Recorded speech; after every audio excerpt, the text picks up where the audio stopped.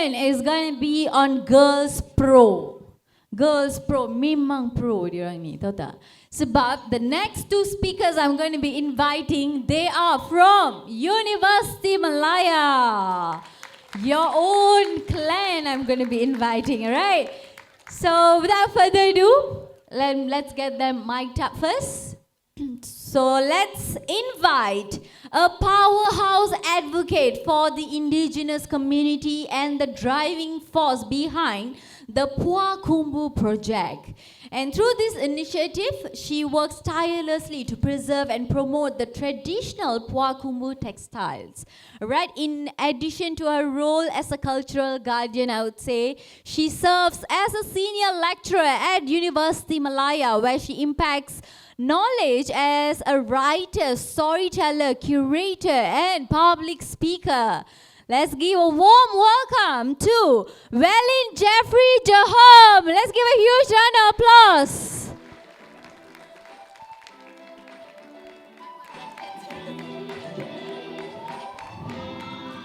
Followed by a dedicated senior lecturer at University Malaya whose research focuses on enhancing sustainability, nutrition and resilience of the global food system and amidst climate challenge as well.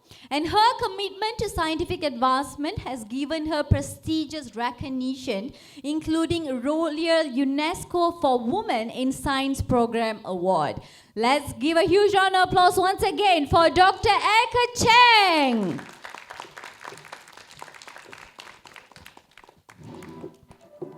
All right, so how do I call you for short? Welyne Jehom.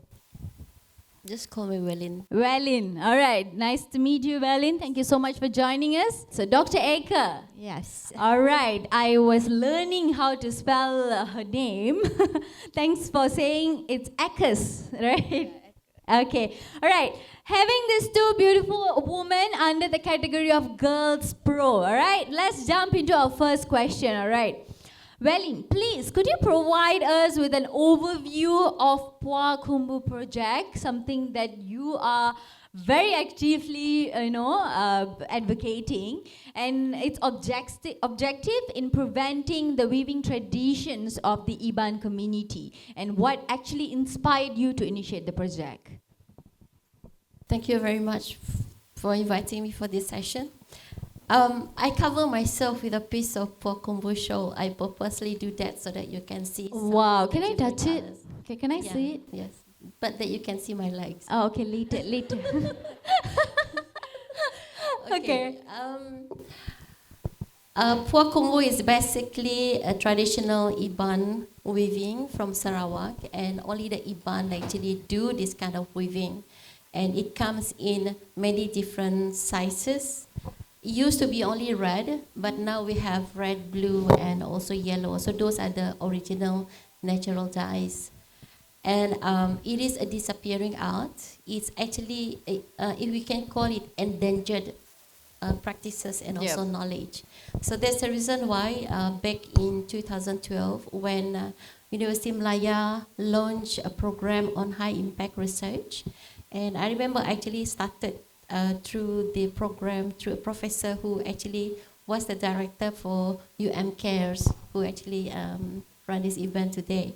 So it started back from 2012 and until today. So what drives me to initiate this project is because of the endangered knowledge which is disappearing.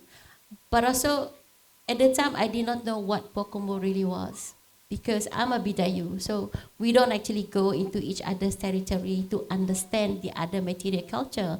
And that is what I found among us Malaysian. We respect each other, but we don't really dive into to understand each other's material culture. So I started this program to first as a research, just for documentation, but 3 years after in the research, I started to see that it really needs some saving, needs some conservation. So I initiated the Rumah Gari project, which is named after the longhouse.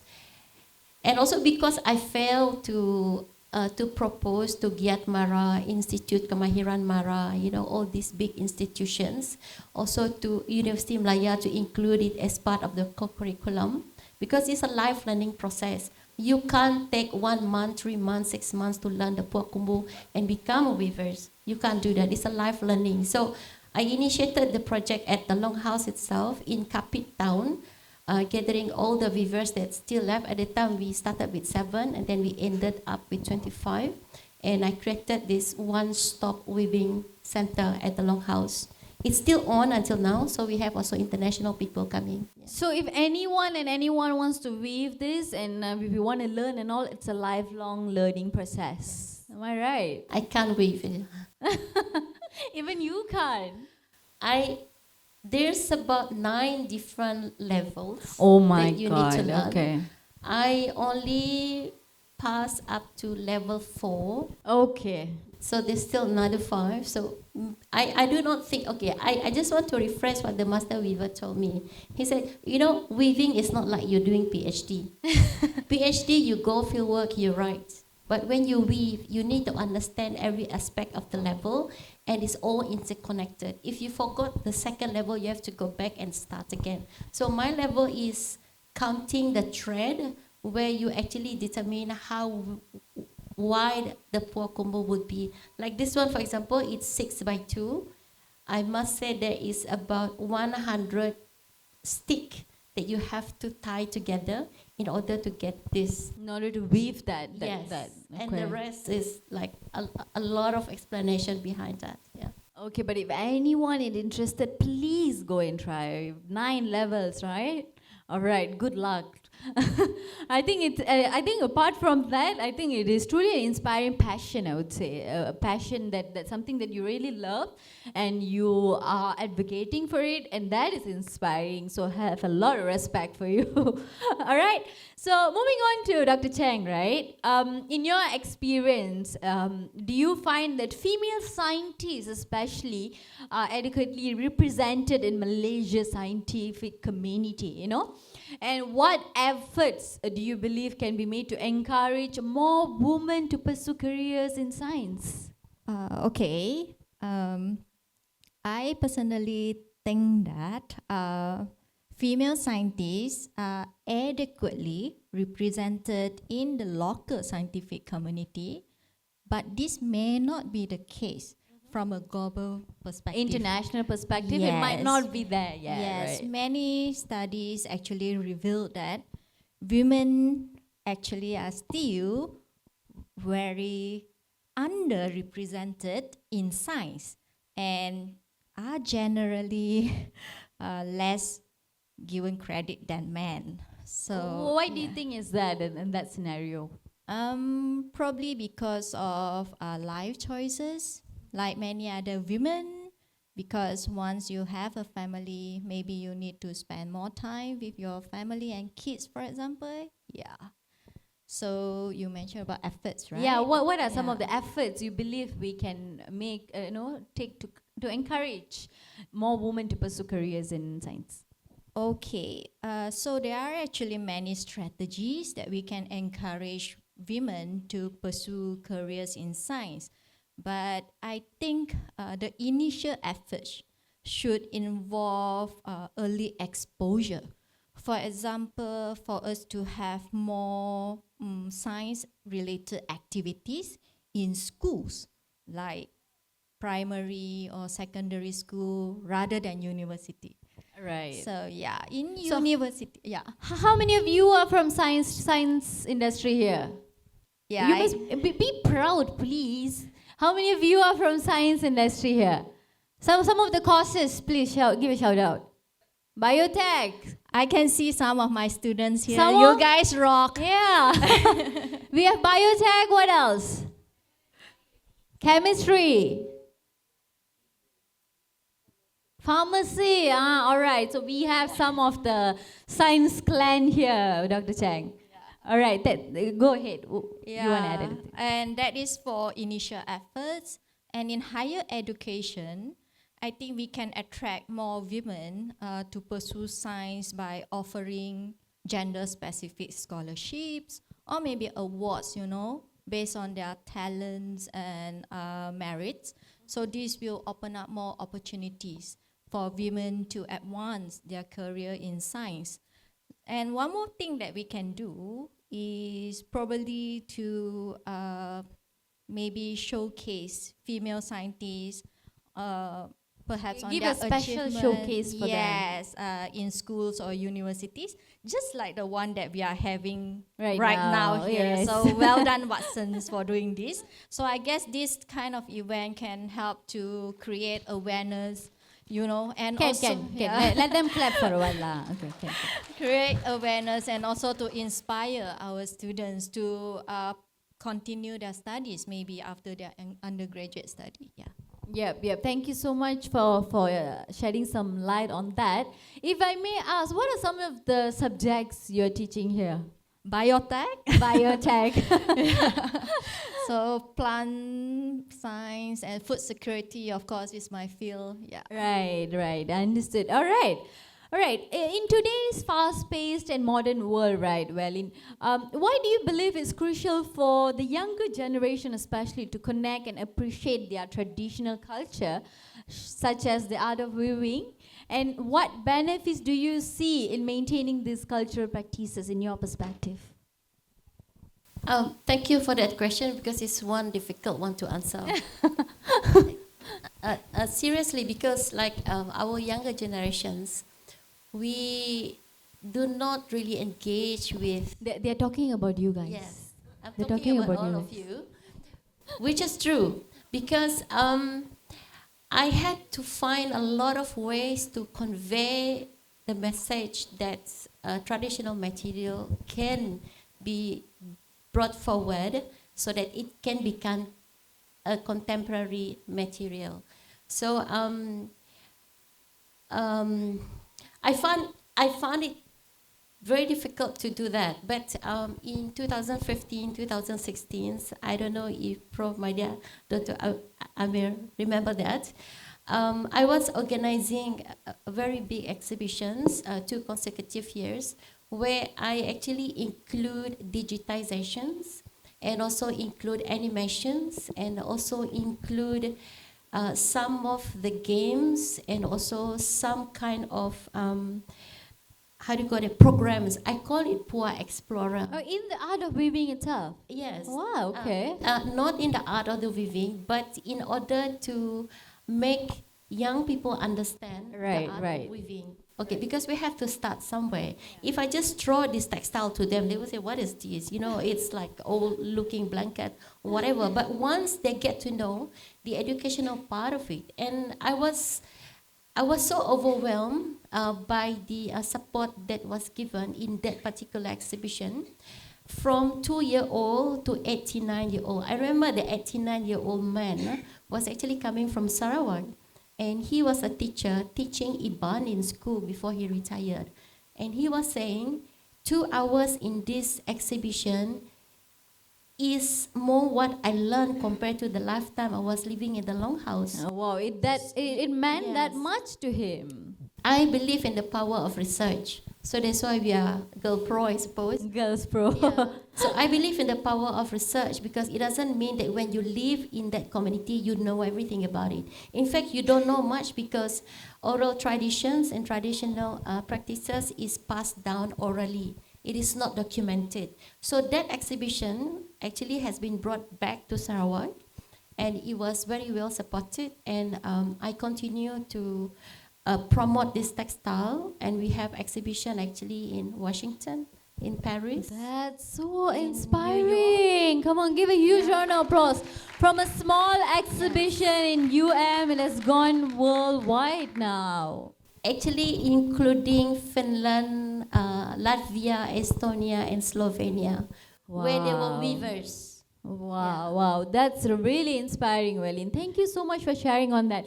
Another huge round of applause for Welyne, please, for bringing this initiative worldwide.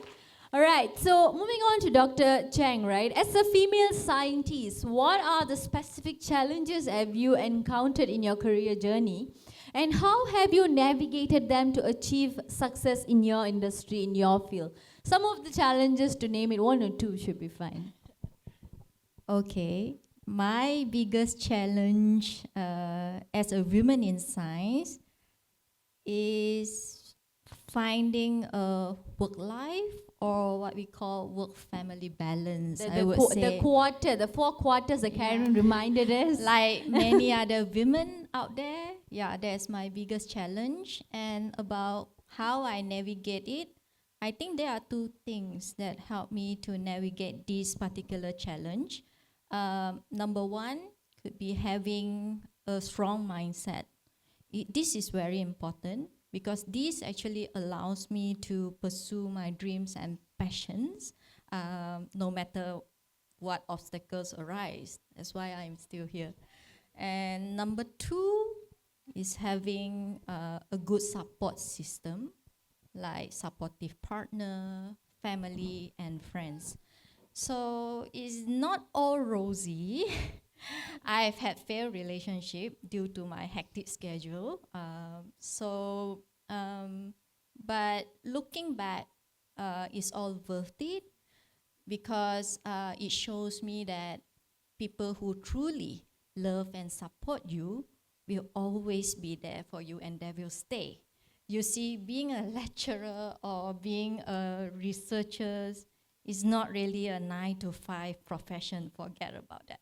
You probably need to work 24/7 in order to get things done. So that's our life, and we need to accept that. Our partner need to accept that. Our family need to accept that. Yeah. Thank you so much for sharing that very vulnerable information, and I think we appreciate the dedication, the effort that you have put into this industry. Truly inspiring. All right.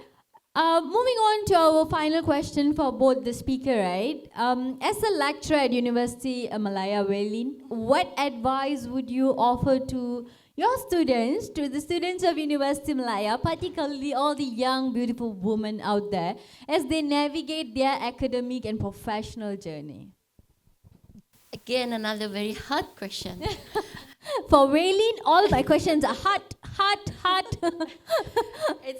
It's because I'm a very subjective person. Okay, look, I know that some of you might not do courses that you really desire to do. Sometimes you've been thrown into courses that is your number 2, number 3. Am I right?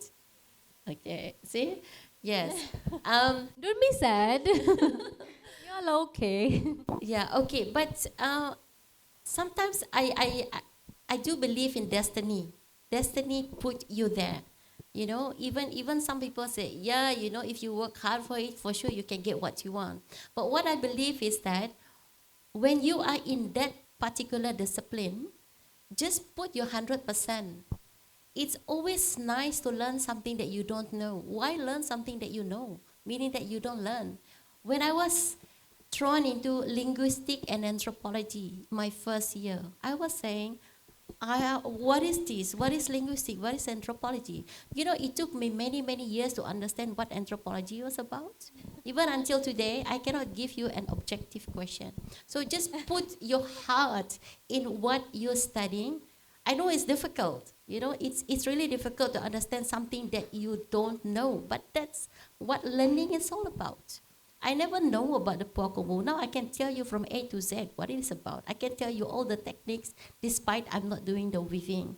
But you know, it needs certain kind of sacrifice. It's like, I'm going to give you an analogy. My grandmother always say, you better marry someone who loves you and you learn to love than marry someone you fall in love with. Because fall in love with someone you marry, it's short circuit. She said it's short circuit. It's better to learn to love what you are thrown into. That would be my advice. Yeah. Everybody take notes. You could use this for future, right?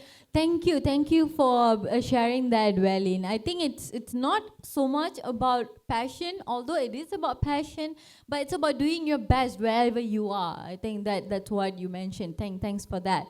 All right, Dr. Cheng, one final question. What advice would you offer to aspiring scientists? I think some of your students are here. So what would you tell them? Any lessons or experiences from your own career that you believe are important for them to consider as they pursue their academic and professional goals? Okay, my advice to them is to never sacrifice your dreams or passions for whatever reason. It's entirely okay not to meet other expectations as long as you find fulfillment and happiness in what you do.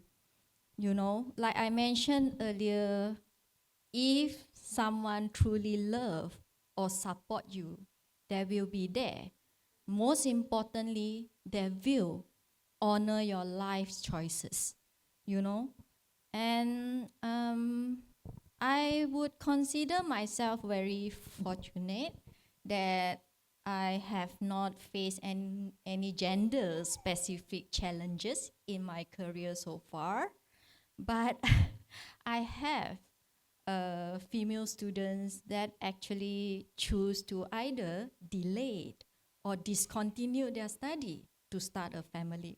You see, that's a shame to me, especially the latter, because that also shows that women are still actually being subjected to societal expectation that dictate when they should start a family.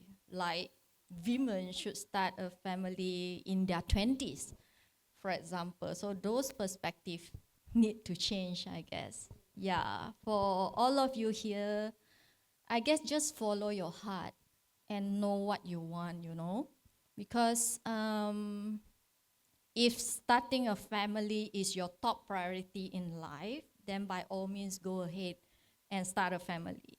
But if you are a huge dreamer looking for fulfilling career, okay, I guess you know your answer, I mean, if you have enough knowledge and wisdom, the sky is your limit.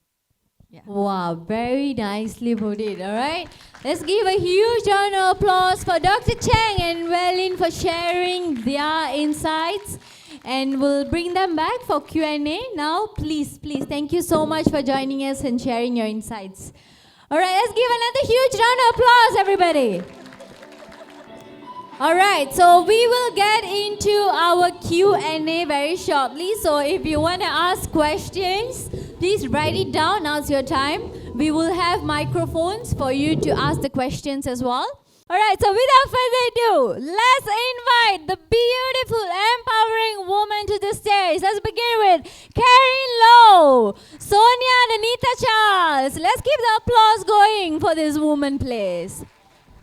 Go Liu Ying, Nor Phoenix Diana, Welyne, and Dr. Cheng.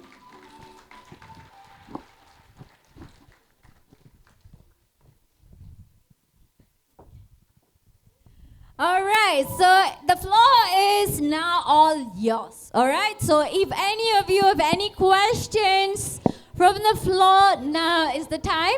So we have microphones, so anyone who's ready to ask any questions, please. Who is going to break the silence now?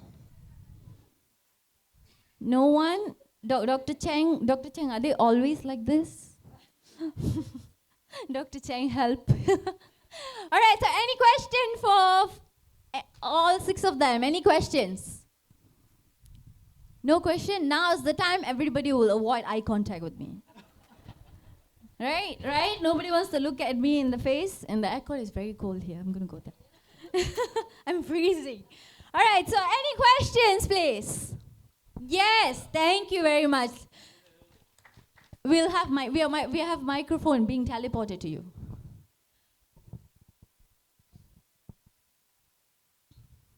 Cepat sikit boleh tak? Lari sikit boleh tak? Sikit lagi. Ah, yes. Thank you. Alright, your question please. And you may address it for whom or you can make it general. All six of them can share their inputs on the question. Hello. Your name, please introduce yourself. Hi, my name is Welyne. Thank you for having this event today. Actually, there's no question from me. What I want to say is thank you for the sharing because I believe in science sector we have quite a good number of ladies in, but whether they can walk the whole path is a different story. Because I was myself planning to go to academy. End of the day, I ended up in the research management. So for this event today, we have lots of ladies here. So I believe everyone have their own story to share and also they know what's going on. And again, thank you for sharing today and thank you Watson for having this event. Thank you for the feedback. And if you want to say anything, reply to her. No? I think both of you are like same, huh? Don't want to talk, huh? I think they are like, I'm done talking. Don't ask me any more questions. Yes. Go ahead, Welyne, please. Hi, Dr. Hong Sok Lai. Finally, I see who the person I always talk through email. Okay. Everybody has their own story. It's very true, and especially when you come from hardcore science, botany, and then you have the social science like the anthropologists like myself, and I recently complained to Dr. Sok Lai saying that no students want to become my RA for my research because my particular research does not attract any Gen Z or millennial. And it was true. And I found that very difficult because it is certain area that people don't want to do because it's not the obvious. Like for example, in my textile, I only managed to get 2 PhD students and both of them still haven't finished. How many years already? 2013 until now. It's like the knowledge has to be accumulated, only then they finish. I mean, they're finished, but they haven't published a paper, that's why they haven't get their PhD. That's one thing. And then for my homestay program, research, because we have to go to a rural area, you have to speak a different language, no internet, nothing. So students nowadays, they do not want to get involved in that particular research. So help me out. We do need another anthropologist. If I leave UM, there's only one more left. Thank you. Help lah, y'all. What y'all? They will after this. It will help. Okay. Right. So, any question for any of the other speakers from the floor? You can ask them anything. They will answer. You can really ask them anything. No question. If I put a Slido right now, will you all ask questions? Yeah, but I'm not going to put a Slido. You all, there's one question. Sorry. Okay. Can I have a question? Sorry, I was bullying them. Sorry. Alright, Yes. my name is Daniel and my question goes to Diana. Okay. Yes. On those days that you went viral, when we look at the comment, it goes positive and negative both sides. So how you conduct and deal with all these negative sides? Number one. Number two, we know that women gaduh ke, wrestling ke, mas tarik rambut, but how they goes to you, with those hijabs? Because all those videos, I never seen any scene of tarik tudung, no. Why? Can you answer? Thank you. That's a good question. Thank you. Thank you so much for your question. So yang soalan yang pertama tu, yes, masa viral memang banyak gila comments yang negatif. And then pada mulanya memang sangat terasa sebab macam before I went viral tu, I've dah wrestling for 5 years. So bila dah sampai tahap viral tu, bila I see the comments like dia memang terkesan sebab pada mulanya rasa macam nak give up. So macam sebab macam ni dorang punya reaction semua. But then I remember why I'm doing this. Sebab I'm doing this sebab I suka wrestling. And then bila I buat ni, I tak kacau orang. So macam tu. And then I think yang paling penting is my family support, and then juga my friends, dan juga my friends dekat during training. And also I focus on the bigger goals, and then my big goals is to be dekat big stage. Sebab dekat sana tak ada representation of a hijabi, and I believe I will be the one that represent all the hijabis. And then like I will get all the message yang that macam saying that I am inspire them. So that's enough for me to continue my journey. And thank you. And I do believe that macam I don't see hijab as a barrier, but it's a part of who we are. And I believe that we shouldn't be labeled, and we should go after what we love. Yeah. Soalan nombor 2. Lepas satu dong tu. Okay, yes. Memang biasanya tengoklah perempuan macam tu kan. Tapi sekarang wrestling, women's wrestling dah lain sikit. So, diorang sekarang ni dah lebih ganas lah. Tak faham. Okay. Tapi yes, during training pun macam memang Diana cari cara macam mana nak bagi Diana punya tudung ni tak terbuka. So, memang dah selama ni training, alhamdulillah tak ada pernah terbuka. So, macam memang bagi Diana macam kalau nak buat sesuatu yang kita minat tu, kita kena cari cara macam mana nak adapt. And alhamdulillah for Diana, Diana dapat cari cara tu dan boleh continue doing what I love, but still being true to myself and my personal beliefs. All right, thank you so much for sharing, Diana. Any other questions from the floor, please? To conclude our time is now session, why not I encourage each of you to say a word or two as a takeaway for them to go home today with whatever that they have learned and all, right? So any few words from all 6 of you, each of you could take a minute to share your perspective, please. Any takeaways, final takeaways? Hello. Hi. Memang semua orang harus ada impian. Walaupun kadang-kala impian tak boleh jadi apa yang you nak, tapi tak apa, at least you pernah fight, you pernah berusaha. So just give your best. Yeah.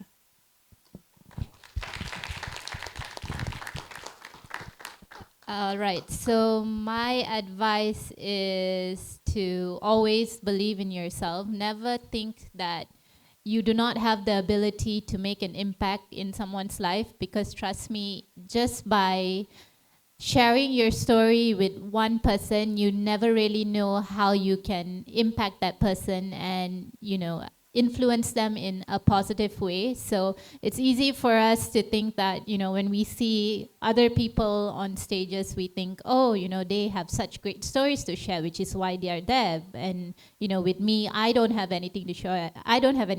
I'm insignificant. But never think that way, because I believe that everybody has a story. Everybody is put here on earth for a purpose. You are all made uniquely and differently for a reason, and you are all placed in this world for a purpose. So just always be kind, always be loving, be compassionate, and believe in yourself, because honestly, you only get one chance at your lifetime. So do whatever you can to find your purpose, and like your lecturers and everyone else said as well, if there is something that you are passionate about and something that makes you happy, do what makes you happy. As long as you're not hurting anybody else in the process of it, you should definitely do everything you can to live a purposeful and meaningful life, and so that one day when you're on your last breaths, you can say, you know what, I actually lived a really great life and I'm happy.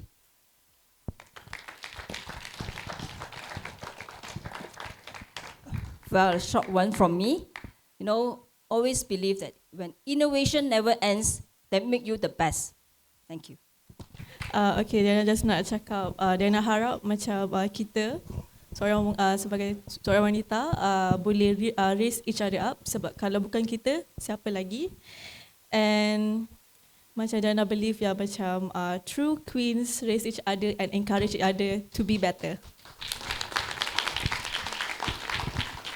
Okay, since I've given my advice earlier, we'll keep it a short one. Just believe in yourself and never sacrifice your dream.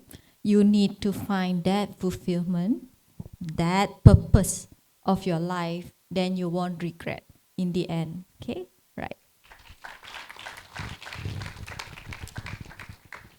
A very short one from me. You need to remember this. Don't give anyone your power to switch off your light. That's what I can say. Keep the switch with you, okay? All right, with that, keeping in mind, a huge round of applause to the 6 amazing women speaking to us on the theme of our time is now, from breaking barriers to empowering women.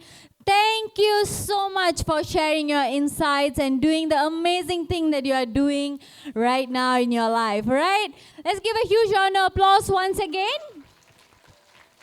And we will have Karen, the Managing Director and Regional Exclusive Director at Watsons, to provide token of appreciation for the 5 amazing ladies.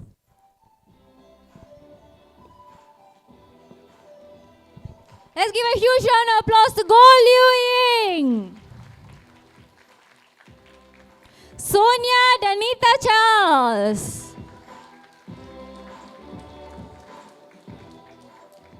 Nor Phoenix Rayana,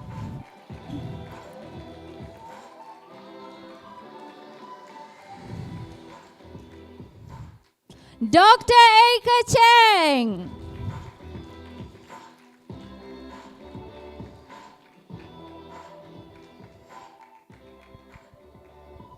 and last but not least, Welyne Jeffrey Jehom.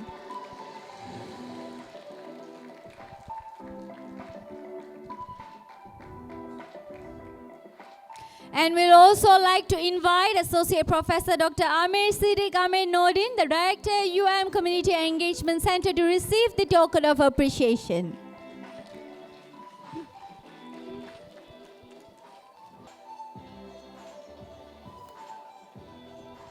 All right. Thank you so much, everybody. And thank you to the beautiful woman as well. Let's take a group photo.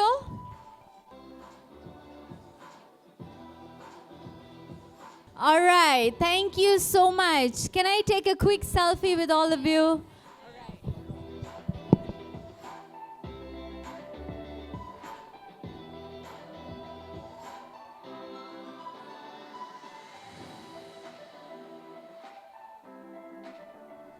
Thank you so much. Let's give a huge round of applause once again, everybody.